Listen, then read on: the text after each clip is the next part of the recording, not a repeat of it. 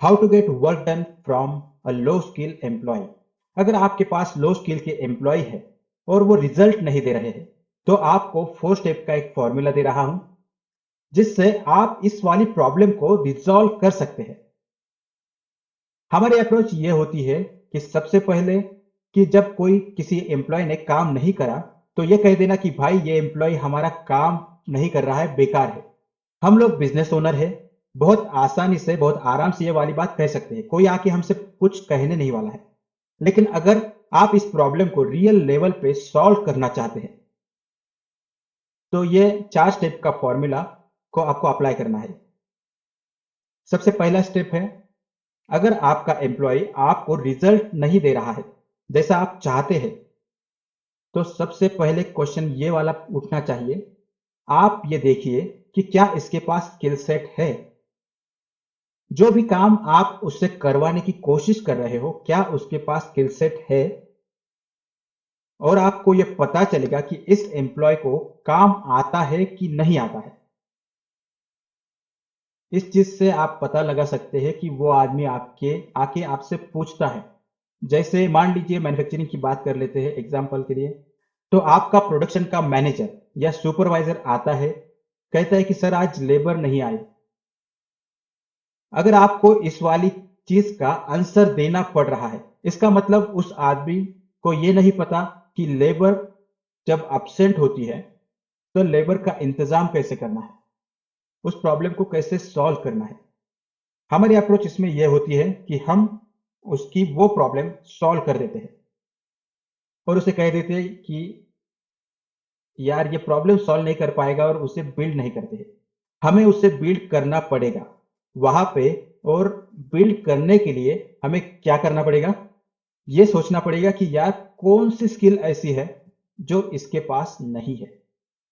क्योंकि ये वाली जो चीज है ये कल आपके अंदर होनी चाहिए। हर पोजीशन पे आपकी कंपनी में जो जो स्किल्स लगती है, वो आपके दिमाग में फीड होनी चाहिए, ताकि आप ये बता सको, अगर ये आदमी मुझे कुछ पूछने जा रहा है जिसकी आपने जिम्मेदारी उसे दी है, वो मुझसे क्यों पूछ रहा है। आपको पता होना चाहिए कौन सी स्किल उसके पास नहीं है। सो ये पहली चीज है जो आपको पता लगाओगे कि आपके एम्प्लॉय के पास स्किल है या नहीं है। 90% केसेस में जब हम बिजनेस ओनर्स के साथ काम करते हैं, तो यही प्रॉब्लम सामने आती है कि उन लोगों के पास स्किल सेट नहीं होता। बिजनेस ओनर्स के पास ये नहीं पता होता कि उन अगर मेरी कोई पोजीशन है, तो उसमें कौन कौन सी स्किल्स रिक्वायर्ड है। सो उनके पास ये वाला मैप नहीं बना हुआ होता है, जिसकी वजह से वो लोग ये वाली चीज नहीं कर पाते हैं। तो ये चीज करनी पड़ेगी। जब आप जब आपने ये वाली चीज देख ली और आपने क्वेश्चन का जवाब दिया, हाँ भाई ये मेरा एम्प्लॉय है, इसके पास स्किल तो है, लेकिन ये फिर भी रिजल्ट नहीं दे रहा है, तो आपको सेकंड जगह पे जाना होगा और आपको देखना होगा कि आपने इसे बहुत ज्यादा बिजी तो नहीं कर रखा है। क्योंकि ये आपका अच्छा एम्प्लॉय है, तो कई बार हमारी टेंडेंसी ये होती है कि उसे सारा काम सौंप दे। अब जब आप उस बेचारे को सारा काम सौंप देंगे, तो वो पूरा कैसे करेगा। तो वो क्या करेगा, स्ट्रगल करेगा। फिर आप सोचोगे कि अरे यार ये क्या हुआ, इसने तो काम करना ही बंद कर दिया, बढ़िया रिजल्ट नहीं दे रहा है। जबकि आपने रियलाइज नहीं किया, आपने इसे ओवरलोड कर दिया है। सो इस केस में अगर आपको ऐसा करना भी पड़ रहा है, आपको उसे क्लियर प्रायोरिटी बना के देनी चाहिए कि भाई अगर तेरे पास 3-4 काम एक साथ लग जाए, सारे के सारे इंपॉर्टेंट है, तो तू यार इसे प्रायोरिटाइज कैसे करेगा। पहले प्रायोरिटी पे ये करेगा, दूसरे प्रायोरिटी पे ये करेगा, तीसरे पे ये करेगा, थर्ड पे ये करेगा, फोर्थ पे ये करेगा। ये आपको उसे क्लियर क्रिएट करके देना पड़ेगा। अब आपने कहा नहीं यार, स्किल्स तो है इसके पास, लेकिन और ये इतना बिजी भी नहीं है, ये फिर भी काम नहीं कर रहा। अगर ये फिर भी काम नहीं कर रहा है, तो आप फिर क्या करोगे। तो आपको तीसरे लेवल पे जाना है और ये देखोगे कि मेरे यहाँ का जो इंसेंटिव स्ट्रक्चर है, जो सैलरी वाला स्ट्रक्चर है वो क्या वो अलाइन है इस काम को करवाने के लिए? क्या इसकी कमीशंस इंसेंटिव्स मैंने इस तरीके से अलाइन कर रखी है कि ये ऑटोमेटिकली एक्शन ले सके? क्या इस वजह से तो वो काम नहीं कर रहा है क्योंकि ये अकाउंटेबल नहीं है? क्योंकि कई बार अच्छे लोग होते हैं बिजी नहीं होते क्योंकि अकाउंटेबल नहीं होते हैं। कोई पूछने वाला नहीं होता है, कोई मॉनिटर करने वाला नहीं होता है, तो भी रिजल्ट नहीं आते। यहां पे इन दो चीजों को चेक करना पड़ेगा।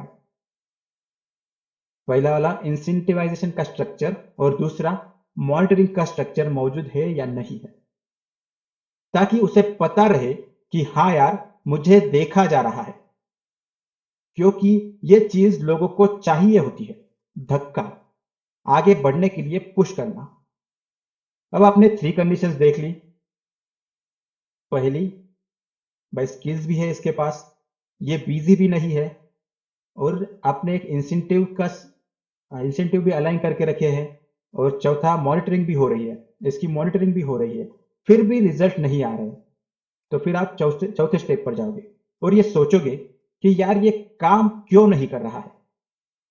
क्योंकि ये बढ़िया एम्प्लॉय है, इसे सारी चीजें आती है।